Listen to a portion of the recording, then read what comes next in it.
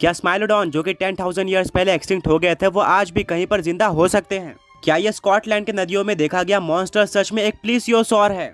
आइए आज के इस वीडियो में ऐसे ही कुछ मिस्ट्रीज को सॉल्व करते हैं और जानते हैं 7 ऐसे एक्सटिंक्ट एनिमल्स के बारे में जो कि अभी भी जिंदा हो सकते हैं।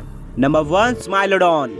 हमारे वर्ल्ड में स्माइलोडॉन की 3 स्पीशीज रहा करते थे, जिनमें सबसे बड़ी थी स्माइलोडॉन पॉपुलेटर। वहीं पर सबसे पॉपुलर स्माइलोडॉन फेटलिस थी। ये नॉर्थ अमेरिका और साउथ अमेरिका में रहा करते थे और बड़े एनिमल जैसे कि बाइसन या फिर मेमथ का शिकार किया करते थे। पर 12,000 ईयर्स पहले आइस एज खत्म हो जाता है, टेम्परेचर बढ़ना स्टार्ट हो जाता है, जिसके चलते स्माइलोडॉन सर्वाइव नहीं कर पाए। स्माइलोडॉन को सेबर टूथ कैट भी कहा जाता है क्योंकि इनके पास डेडली कैनाइन्स हुआ करते थे, जिनकी साइज 11 इंचेस यानी कि 28 सेंटीमीटर तक हो जाया करती थी और ये एक ही बार में किसी भी एनिमल की जान लेने के लिए काफी थे।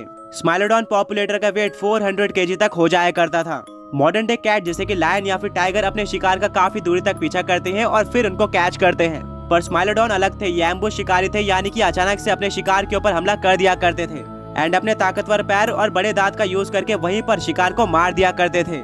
स्माइलोडॉन को एक्सटिंक्ट होकर काफी टाइम हो चुका है, बट अभी भी साउथ अमेरिकन कंट्रीज जैसे कि अर्जेंटीना और ब्राजील में रहने वाले लोग दावा करते हैं कि उन्होंने बड़े साइज के कैट को देखा है जिसके पास काफी ज्यादा बड़े दांत थे और ये मॉडर्न डे के किसी भी स्पीसीज से मैच नहीं करते।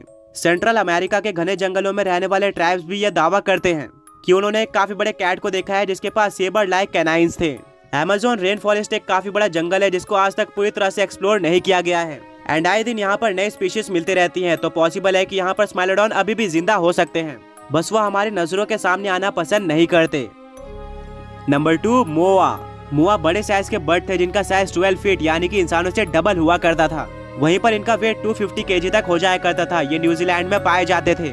इनका साइज काफी बड़ा था और साथ में इनके पास विंग बोन्स भी नहीं थे, यानी कि उड़ने के काबिल नहीं थे।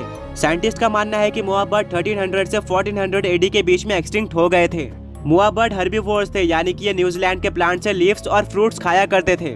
इनकी पॉपुलेशन काफी ज्यादा हुआ करती थी क्योंकि इनका कोई भी शिकारी नहीं था, पर आगे जाकर इंसान न्यूजीलैंड में आ जाते हैं जिनके लिए मोआ बर्ड एक काफी ज्यादा आसान शिकार साबित होता है। क्योंकि मोआ ने कभी भी कोई शिकारी नहीं देखा था, इसलिए ये इंसान से नहीं डरते थे। साथ में इनका साइज भी काफी बड़ा था। इसी का फायदा उठाते हुए 100 से 200 सालों के बीच में इंसानों ने मोआ बर्ड को पूरी तरह से खत्म कर दिया और ये एक्सटिंक्ट हो गए। बट अभी भी मोआ बर्ड की काफी सारी अननोन साइटिंग देखने को मिलती रहती है। जैसे कि 19 से 20 सेंचुरी के बीच में न्यूजीलैंड में रहने वाले कुछ लोगों ने यह दावा किया था कि उन्होंने जंगलों में एक अननोन बर्ड को देखा है जिसका साइज काफी बड़ा था। 1993 में कुछ ट्रैवलर्स क्रेगीबर्न रेंज में हाइकिंग कर रहे होते हैं, जहां पर उनको अचानक से एक काफी बड़ा और फ्लाइटलेस बर्ड देखने को मिलता है। लोगों का मानना था कि उन्होंने कोई मोआ को नहीं बल्कि एक ईम्यू को देखा है, जो कि मोआ से एक मिलता जुलता बर्ड है। बट हाइकर्स कंफर्म कर देते हैं कि उस बर्ड की साइज ईम्यू से कहीं ज्यादा बड़ी थी। न्यूजीलैंड में अभी भी ऐसे काफी सारे घने आइलैंड है जिनको एक्सप्लोर नहीं किया गया है। हो सकता है कि मोआ बर्ड अभी भी यहाँ पर जिंदा हो। ऑल्सो साइंटिस्ट ने मोआ के बोन से एक वेल प्रिजर्व डीएनए निकाला था। हो सकता है कि आगे जाके क्लोनिंग का यूज करके मोआ बर्ड को वापस लाया जाए। Number 3, Yangtze river dolphin. ये एक फ्रेश वाटर डॉल्फिन की स्पीशीज थी जो कि चाइना के यांगजी रिवर में रहा करती थी। यांगजी रिवर डॉल्फिन को 2006 में फंक्शनली एक्सटिंक्ट डिक्लेयर कर दिया गया था, मतलब वाइल्ड में अब कोई भी यांगजी रिवर डॉल्फिन नहीं बची है। यांगजी रिवर डॉल्फिन का साइज 8.2 फीट तक हो जाया करता था। वहीं पर इनका वेट 230 केजी हुआ करता था। यांगजी रिवर डॉल्फिन के एक्सटिंक्ट होने का सबसे बड़ा रीजन इंडस्ट्रियल वेस्ट था। इंडस्ट्री से केमिकल, प्लास्टिक एंड और भी काफी सारे तरह के वेस्ट नदियों में जाया करते थे, जिससे डॉल्फिन की हेल्थ खराब होती थी। ऑल्सो काफी बार ये नेट में भी फंस जाया करते थे, जिससे इनकी पॉपुलेशन काफी जल्दी खत्म हुई। बट अभी भी हमें इनकी काफी सारी मिस्टीरियस साइटिंग देखने को मिलती रहती है। जैसे कि 2007 में एक चाइनीज मैन ने जिंदा यांगजी रिवर डॉल्फिन को कैमरे में शूट करने का दावा किया था, बट ये फुटेज काफी ब्लरी थी, जिसके चलते ये बताया नहीं जा सकता था कि आखिर ये सच में एक यांगजी रिवर डॉल्फिन है या फिर नहीं। 2016 में यांगजी रिवर डॉल्फिन को ढूंढने का एक्सपेडिशन कैरी आउट किया जाता है और वो दावा करते हैं कि उन्होंने एक व्हाइट कलर के डॉल्फिन को देखा है, बट इसका कोई सॉलिड प्रूफ नहीं है। यांगजी रिवर 6300 किलोमीटर लंबी है, जिसके चलते इसको पूरी तरह से एक्सप्लोर करना मुश्किल है। हो सकता है कि इस नदी के किसी कोने में आज भी ये डॉल्फिन जिंदा हो।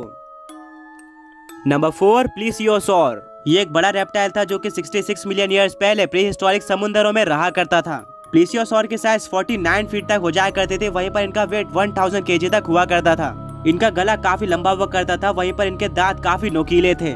प्लीसियोसॉर की बॉडी मॉडर्न डे टर्टल से मिलती जुलती थी। उन्हीं के तरह इनके पैर बिल्कुल फ्लिपर के तरह थे। ये अचानक से अपने शिकार के ऊपर हमला कर दिया करते थे। 66 मिलियन ईयर्स पहले डायनासोर के साथ इनका एक्सटिंक्शन भी एस्टेरॉयड इम्पैक्ट के चलते हुआ था। इतने सालों पहले एक्सटिंक्ट हुए एनिमल का अभी तक सर्वाइव करना बहुत ही ज्यादा मुश्किल है।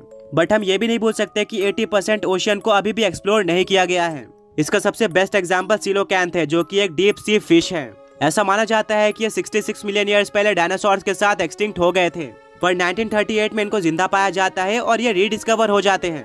ऑल्सो स्कॉटलैंड के लॉकनेस नदी में काफी सालों से दावा किया जाता है एक बड़े मॉन्स्टर को देखे जाने का। इसकी इमेजेस भी ली गई थी। इसके पास बड़ा गला, छोटा सर और बड़ी बॉडी थी। ओवरऑल ये बिल्कुल एक प्लीसियोसॉर की तरह दिख रहा था। ऑल्सो इस नदी के अंदर सोनार स्कैन्स भी किए गए थे, जिससे रिवील हो जाता है कि इस नदी के अंदर एक काफी बड़ा मॉन्स्टर है। आज भी काफी लोग बिलीव करते हैं कि प्लीसियोसॉर अभी भी स्कॉटलैंड के नदियों में जिंदा है। Number 5, megaterium. इनको जायंट स्लॉथ के नाम से भी जाना जाता है। मेगाथीरियम 10,000 ईयर्स पहले साउथ अमेरिका में रहा करते थे। ये अब तक one of the largest land mammal है, जिनका साइज 20 फीट तक हो जाया करता था। वहीं पर इनका वेट 4 टन हुआ करता था। इनके पास काफी बड़े और नोकीले क्लॉस हुआ करते थे, जिसका यूज करके ये बड़े पेड़ों से पत्तियां तोड़ के खाया करते थे। साइंटिस्ट का मानना है कि जायंट स्लॉथ कभी कभार मीट भी खाया करते थे। साउथ अमेरिका में बिल्कुल एक जायंट स्लॉथ जैसे दिखने वाले एनिमल को देखने का दावा किया जाता है, जिसका नाम मैपिन ग्वारी है। इसकी साइज 7 से 9 फीट तक हो जाती है।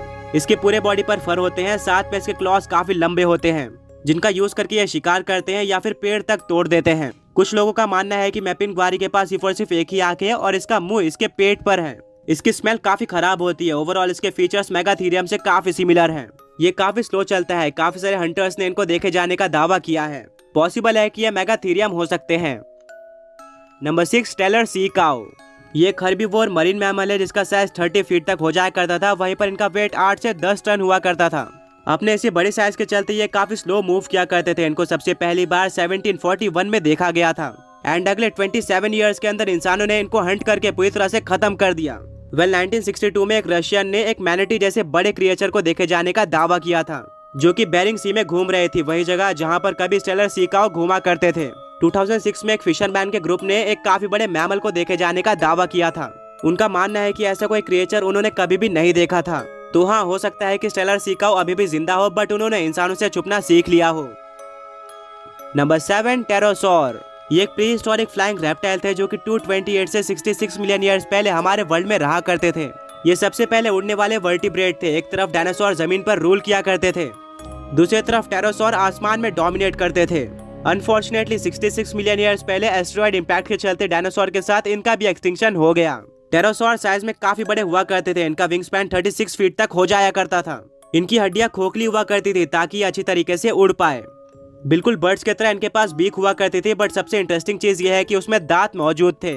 टेरोसॉर का अभी तक जिंदा होना काफी मुश्किल है, बट कुछ लोग यह दावा करते हैं कि उन्होंने टेरोसॉर को देखा है। जैसे कि कांगो में रहने वाले लोकल्स बताते हैं कि उन्होंने एक काफी बड़े बैट लाइक क्रिएचर को देखा है, जो कि बिल्कुल टेरोसॉर से सिमिलर था। बिल्कुल ऐसे ही एनिमल को देखे जाने की रिपोर्ट टेक्सास, मैक्सिको और अमेज़न रेन फॉरेस्ट में भी मिली थी, जो कि हमें सोचने पर मजबूर कर देता है कि क्या सच में अभी भी टेरोसॉर जिंदा है। आज के इस वीडियो में इतना ही था। उम्मीद करता हूँ कि आपको वीडियो पसंद आई होगी। अगर आई है तो वीडियो को लाइक करना मत भूलना। साथ में चैनल को सब्सक्राइब करके बेल नोटिफिकेशन कॉल पे सेट कर देना। मिलेंगे अगले वीडियो में, तब तक के लिए गुड बाय।